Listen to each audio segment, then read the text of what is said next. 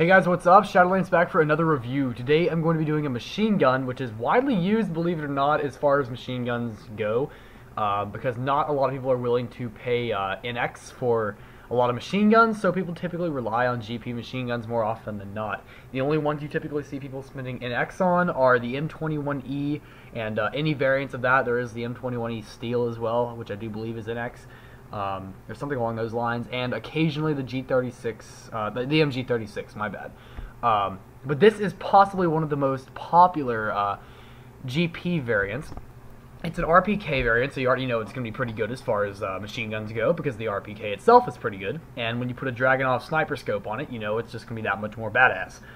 Anyway, so you unlock this gun at Major 5 in America, and since I've had some people asking recently, I think I might also start talking about release for the Europe as well. In Europe, you get this at LTC 4, a much higher rank than the Major 5 you get it at in America. So anyway, it is a drum-fed gun, so obviously it's the same clip loader. You guys get the idea. It's a drum. It has the pre-attached scope. It's a sniper scope with the Dragunov logo on the, or not logo, but Dragunov hash on the inside. It does not have the same magnification as the Dragunov as far as I'm concerned. I haven't tested that, but it definitely feels like it's lower. So if it actually is, maybe that's just my imagination. But at any rate, I'm going to hop over stats and I will compare it to the basic GP RPK. Actually, let me just check and see if there's any difference in the stats at all, because I actually kind of remember there not being any difference in the stats. Nope, there's no difference in the stats at all, so they both have the same stats. And as far as I'm concerned, I'm pretty sure they perform almost exactly on par. Now, I don't exactly use the RPK series a lot. I don't use machine guns almost ever. So, yeah. At any rate, going over stats now. Sorry that took me so long to get to. Ammo capacity is 100 of 100, the typical machine gun ammo capacity. Has a damage of 45, so pretty high. Portability of 32, rate of fire of 80, accuracy of 70, and recoil of 73. Now, if you're planning on using this gun for spraying, you might as well have this might as well be an AK-47. Honestly, there's not a whole lot of difference other than the fact that this has a sniper scope on it and the AK doesn't. Also, one big difference is the fact that obviously the first shot is not going to be nearly as accurate. One thing that's unique about machine guns with scopes, if you look at any other gun, whether it's an SMG, a sniper, or an assault rifle, whether you're spraying or tapping, the bullet will actually go almost exactly where the scope is aimed, or very, very close. An example that doesn't do that is the AUG-A1. If you ever try tapping as fast as you can while in scope with the AUG, you can see the tracers going in spaces that obviously are not exactly where the scope is pointed. But if you, that's kind of hard to actually do. You'd have to have a pretty high recoil, low accuracy gun to get that to happen with a lot of assault rifles. And although the AUG has great accuracy, the recoil's a bit higher, and the pattern makes it slightly difficult. That's one reason people take the G36 over the AUG, is because it has the different recoil pattern. But at any rate, so this is actually quite a useful gun for a lot of scenarios. It's very, very powerful at 45 damage, and if you guys notice, it looks a lot like a AK-47.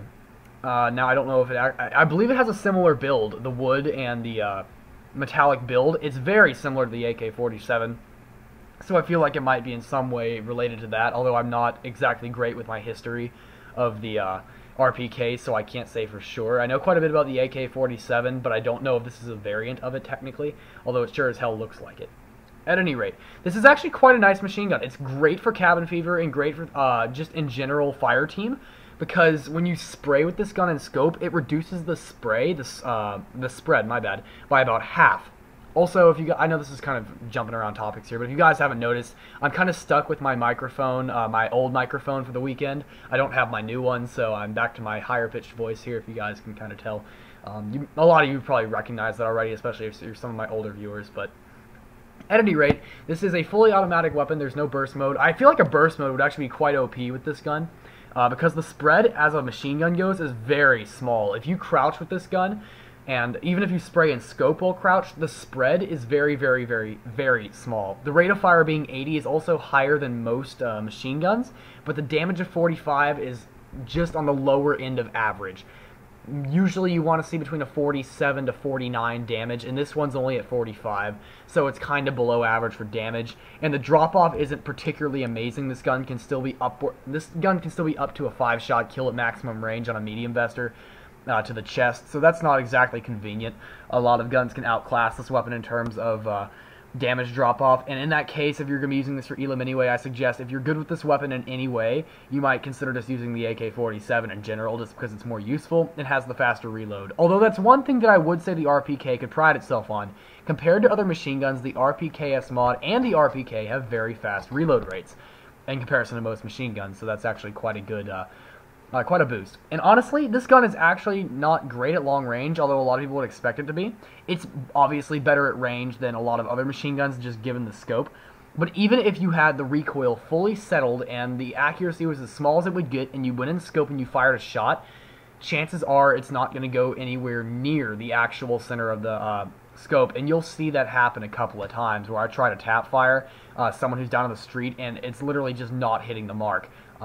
You'll see what I mean, like right here. I actually have to spray, and the bullets aren't necessarily going exactly where the thing where the hash was pointed. If you saw the headshot that I got, if you were to slow down the video, which I actually did earlier, the tracer actually never even went onto his head, yet I got a headshot, and it was actually quite far away as well. So if you guys get what I mean by that. But here's a good example of the low recoil. Look at how small that recoil is back on that kill if you want to rewind that. Take a look at how low that spread is.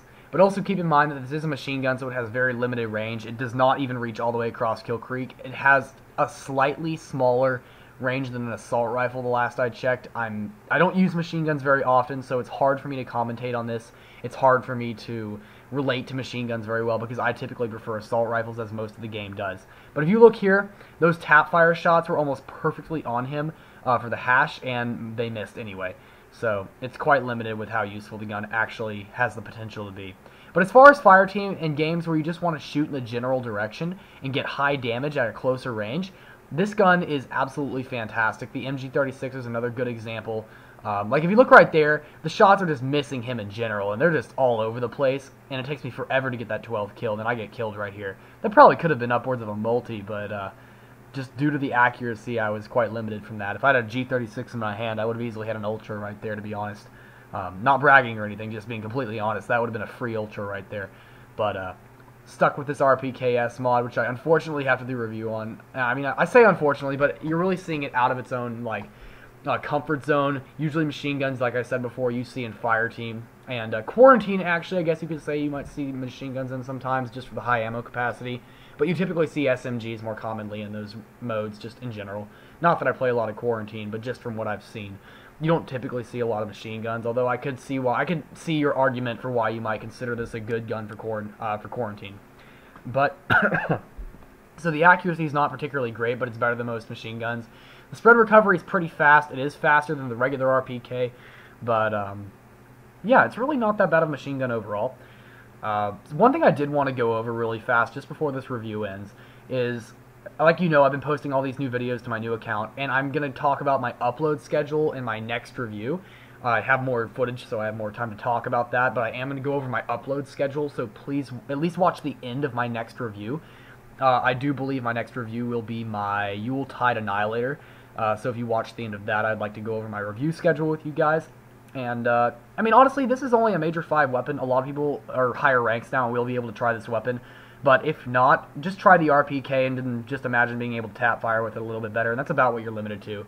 So, it's not particularly fantastic. But thank you for watching this review, guys. I'm about out of time. Please rate, comment, and big time subscribe. That's important. And I will see you in the next review. Shadolance out. You know what? Given the intelligence of the people who watch this show, this is probably a good thing to teach. Because my guess is when they're not trying to operate heavy machinery with their butt cheeks, they're probably trying to do something stupid like this! I mean, what else could you possibly teach that would be as stupid as that? Even you can learn something from a sloth. Fuck this show!